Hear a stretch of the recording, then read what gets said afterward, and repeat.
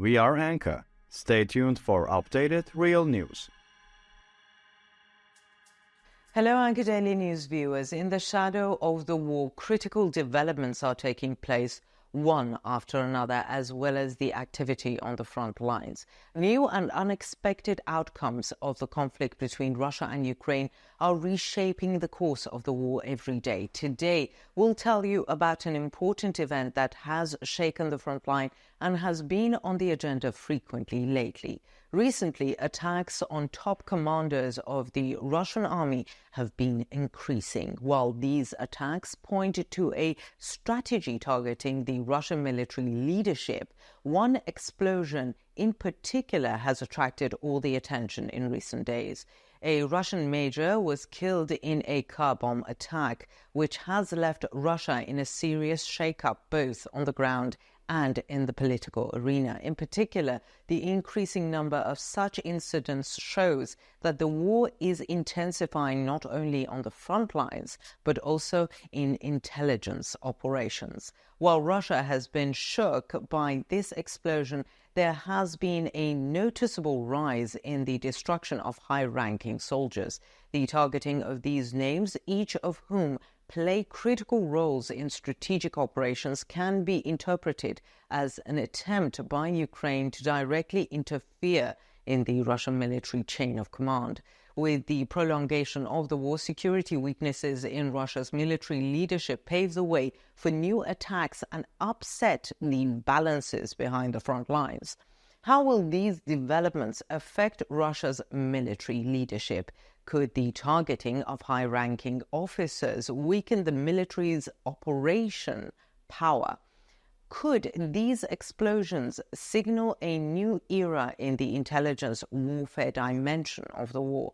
We'll now look at the answers to all these questions and the details of the incident. In today's broadcast, we'll analyze the latest situation in Russia and the background of the attack that killed the major. Let's take a look together. Before we get into our report, a quick reminder. The Anka Daily News team is real. None of my team members or me are artificial intelligence. There is no doubt that AI is very advanced, but it's still not as good as us. So don't forget to subscribe and turn on notifications so you don't miss our daily reports and explanations. We do read all the comments you leave on our videos, so please continue to share your ideas about our content in the comments section. Tell us in the comments what content you'd like to see on the Anka Daily News channel. And now let us begin if you are ready. Anka Daily News reports. The shadow of the war between Ukraine and Russia continues to shake the front line with unexpected events. Today, we have an important development confirmed by Ukrainian military intelligence. A car bomb exploded in the heart of temporarily occupied Luhansk, targeting a senior Russian intelligence officer, Major Dmitry Prevukhka. The incident occurred in the center of the city of Luhansk on Saturday. Ukrainian Defense Intelligence announced on Telegram that the UAZ Patriot vehicle was blown up with a huge explosion. Prevukhka, who was inside the vehicle at the time of the explosion, died on the spot. Luhansk is strategically located on the Donbas region east of Ukraine and close to the Russian border. Ukrainian authorities described Prevukhka as an occupier involved in war crimes. Ukraine emphasized that these assassinations are not coincidental and that anyone involved in war crimes will be held accountable before justice. It's noted that car bomb attacks against Russian military officials and their collaborators have increased, especially in the occupied territories stretching from Crimea to Donbas. The murdered Major, Dmitry Prevukhka, was serving in the 273rd Intelligence Center of the Russian Armed Forces. His main duty was based in Novosibirsk, but in Ukraine, he was known as the Chief of the Staff for Military Service and Security Operations. Since the beginning of the war, he was considered to have played an important role in strengthening the Russian presence, especially in Luhansk. However, this critical task placed him on Ukraine's target list. In an official statement on Telegram, Ukraine's defense intelligence said the following about Perukha's killing. It must be remembered that for every crime committed against Ukraine, there will be a just punishment. Glory to Ukraine. This message was a clear warning not only to Perukha, but also to Russian collaborators in other occupied territories. This assassination is only part of the Ukrainian intelligence operations against Russian collaborators. The Ukrainian government announced that Andrei Yurevich Karotky, the alleged head of security at the Zaporizhzhia nuclear power plant, was eliminated in a similar attack. Karotky was killed on October the 4th when the car he was riding in exploded in Enerhodar. Ukraine had accused Karotky of collaborating with the Russian occupiers and transmitting the personal data of the plant's employees to the enemy. Karotky, whose actions led to the targeting of pro-Ukrainian citizens, could not escape being targeted by Ukrainian intelligence. Ukraine's targeting of Russian military commanders and collaborators increases tensions on the ground. Such assassinations are also considered as a part of psychological warfare.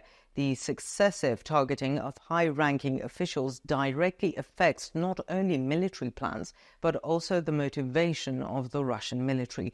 While the Moscow administration has not yet developed comprehensive measures against these attacks, there are signs that the chain of command in the field is weakening. Russia was once again shaken by the loss of Perukha.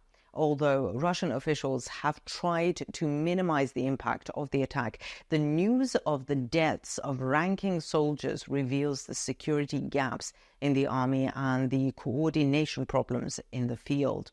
Moreover, this incident is seen as an important example of how far Ukraine can go in intelligence warfare.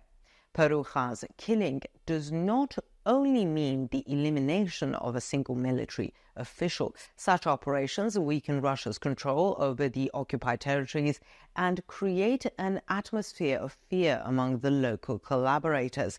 With such targeted attacks, Ukraine is clearly aiming to show that the war can be won not only on the front lines, but also in the field of the intelligence. As developments continue apace, it remains to be seen how Russia will respond to these attacks in the coming days. Could Ukraine's moves to target the military command lead to new breaking points in the course of the war? The death of Major Perukha in Luhansk shows once again how effective Ukraine is in the intelligence dimension of the war. Such operations against critical targets, not only on the front line but also in the occupied territories, demonstrate Ukraine's determination. The increasing number of assassinations targeting Russian military officials and their collaborators is straining Moscow both on the ground and psychologically. With these moves, Ukraine is proving that control over the occupied territories has become more fragile for Russia. On the other hand, it remains unclear how Russia will respond to these attacks. With the rising tensions, it remains unclear and it remains likely that the dimensions of the war will expand and new strategic moves will come into play. In the process, assassinations, especially in the occupied territories, may determine the fate of future conflicts. So, what do you think? Do you think the destruction of the Russian major will affect the front line? How do you evaluate the assassination developments? Let us know in the comments. We read and care about your opinions.